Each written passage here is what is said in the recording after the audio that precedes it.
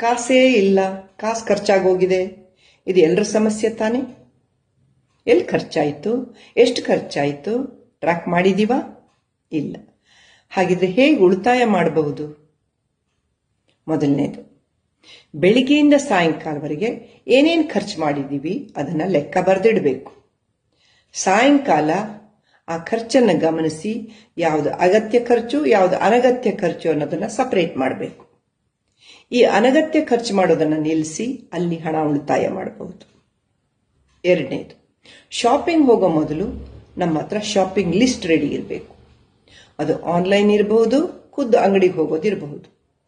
ಯಾವ ವಸ್ತು ಎಷ್ಟೆಷ್ಟು ಬೇಕು ಅನ್ನೋದನ್ನ ನಿಖರವಾಗಿ ಬರ್ಕೊಂಡಿರ್ಬೇಕು. ಈ ಶಾಪಿಂಗ್ ಲಿಸ್ಟ್ ಬಿಟ್ಟು ಆಚೀಚೆ ನಾವು ಅಲ್ಲಾಡಬಾರದು. ಅನಗತ್ಯವಾದ ಯಾವ ವಸ್ತುಗಳು ಮನೆಗೆ ಬರಬಾರದು. ಮುಂದಿಂದು, ತುಂಬಿದ ಹೊಟ್ಟೆಯಲ್ಲೇ ಶಾಪಿಂಗ್ ಮಾಡಬೇಕು, ಹಸಿದ ಹೊಟ್ಟೆಯಲ್ಲಿ ಶಾಪಿಂಗ್ ಮಾಡಬಾರ್ದು. ಆಗ ಅನಗತ್ಯ ವಸ್ತುಗಳು ಬ್ಯಾಗಲ್ಲಿ ನಮ್ಮ ಕಾರ್ಟಲ್ಲಿ ತುಂಬೋ ಸಂದರ್ಭಗಳು ಜಾಸ್ತಿ. ತುಂಬಾ ಮುಖ್ಯವಾದದ್ದು ಇಮೋಷನಲ್ ಶಾಪಿಂಗ್. ದುಡ್ಡು ಬಂತು, ಪ್ರಮೋಷನ್ ಸಿಕ್ತು, ಪಾರ್ಟಿ ಮಾಡಿಬಿಡೋಣ, ಬ್ರ್ಯಾಂಡೆಡ್ ಬ್ಯಾಗು ಚಪ್ಪಲಿ ಎಲ್ಲ ತಗೊಂಡ್ಬಿಡೋಣ. ನೋ. Delayed gratification. 48 ಗಂಟೆಗಳ ಕಾಲ ಕಾಯಬೇಕು. ಆಗ ಮನಸ್ಸು ಸಮಾಧಾನ ಸ್ಥಿತಿಗೆ ಬರುತ್ತೆ. ಆ ವಸ್ತುಗಳ ಅಗತ್ಯ ಇಲ್ವೇನೋ ಅಂತ ಯೋಚನೆ ಮಾಡ್ತೀವಿ. ಮುಂದಿಂದು, ಮಕ್ಕಳಿಗೆ ಏನು ಕಲಿಸ್ತೀವಿ ನಾವು? ಅವ್ರು ಕೇಳಿದ ತಕ್ಷಣ ಓಡ್ ಹೋಗಿ ಸಾಮಾನು ತಂದು ಕೊಟ್ಬಿಡೋದು. ನೋ. ನಾವು ಅವರಿಗೆ ನೋ ಹೇಳಬೇಕು. ಅವ್ರ ಅಗತ್ಯವಾದ ವಸ್ತುಗಳನ್ನು ಈಗಾಗಲೇ ಕೊಡಿಸಿರ್ತೀರ. ಅವರು ಯಾವುದಕ್ಕೂ ಡಿಮಾಂಡ್ ಮಾಡ್ತಿದ್ದಾರೆ ಅಂತಂದ್ರೆ ಅದು ಫ್ರೆಂಡ್ಸ್ ಇಂದ ಇನ್ಫ್ಲೂಯೆನ್ಸ್ ಆಗಿರೋದೇ ವಿನಃ ಅವರಿಗೆ ಅಗತ್ಯವಾದದ್ದಾಗಿರಲ್ಲ.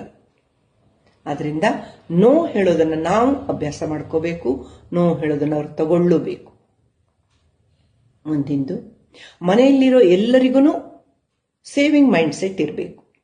ನಾನಿಷ್ಟು ಸೇವ್ ಮಾಡಿದೆ ಅಂತ ಕಾನ್ಫಿಡೆಂಟ್ ಆಗಿ ಬಂದು ಹೇಳಬೇಕು. ಎಲ್ಲದಕ್ಕಿಂತ ಮುಖ್ಯವಾದದ್ದು ಸ್ಮಾರ್ಟ್ ಎಕ್ಸ್ಪೆಂಡಿಚರ್. ನಮ್ಮ ಆರೋಗ್ಯದ ಮೇಲೆ ಜೊತೆಗೆ ನಮ್ಮ ಕಲಿಕೆಯ ಮೇಲೆ ಮಾಡೋ ಖರ್ಚುಗಳು ಖರ್ಚಲ್ಲ, ಅದು ಇನ್ವೆಸ್ಟ್ಮೆಂಟ್. ನಾವು ಮಾಡ್ತಿರೋ ಕೆಲಸ ಇನ್ನೂ ಚೆನ್ನಾಗಿ ಮಾಡ್ಕೊಳ್ಳೋಕೆ ಟ್ರೈನಿಂಗ್ ಅಗತ್ಯ ಇದೆಯಾ, ಕಲಿಕೆ ಅಗತ್ಯ ಇದೆಯಾ, ಅದ್ರ ಮೇಲೆ ಖರ್ಚು ಮಾಡಬೇಕು. ಬಿಕಾಸ್ ಅದು ಇನ್ವೆಸ್ಟ್ಮೆಂಟ್, ಖರ್ಚಲ್ಲ. ಇನ್ನೂ ಬೇಕಾದಷ್ಟು ಟಿಪ್ಸ್ಗಳಿವೆ, ಫಾಲೋ ಮಾಡಬಹುದಾ? ಇವುಗಳನ್ನು ಫಾಲೋ ಮಾಡಿ, ನನ್ನ ರೀಲ್ಸ್ ಅನ್ನು ಫಾಲೋ ಮಾಡಿ.